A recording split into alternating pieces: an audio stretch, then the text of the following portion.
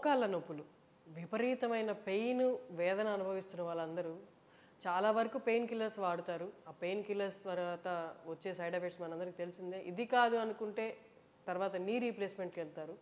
ఇవన్నీ కాదు, వీటన్నిటికీ ప్రత్యామ్నాయంగా ఇంకేదైనా మార్గం ఉందా, సులువైన మార్గం ఉందా అనేది మనకి సుపరిచితులైన డాక్టర్ సిఎల్ వెంకట్రావు గారు మనతో ఉన్నారు. వారిని అడిగి తెలుసుకుందాం. నమస్తే సార్.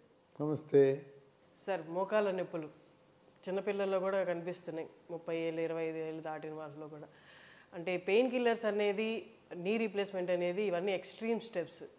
అవి కాకుండా సులువుగా ఏదైనా మార్గాలు ఉంటే ఒక్కసారి.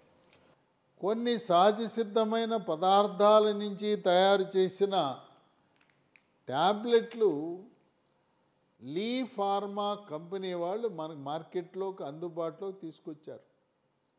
దీంట్లో ఏవి రసాయనాలు ఉండవు, తయారీలో రసాయనాలు లేవు, దీన్ని నిల్వ ఉంచడానికి రసాయనాలు వాడరు, రంగు రుచి కోసం రసాయనాలు వాడరు.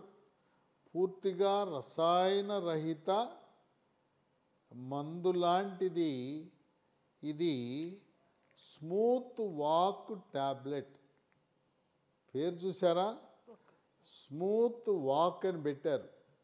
అంటే ఈ ట్యాబ్లెట్ వాడిన తర్వాత మీ నొప్పి తగ్గి, స్మూత్ అంటే చక్కగా, వాక్ అంటే నడక.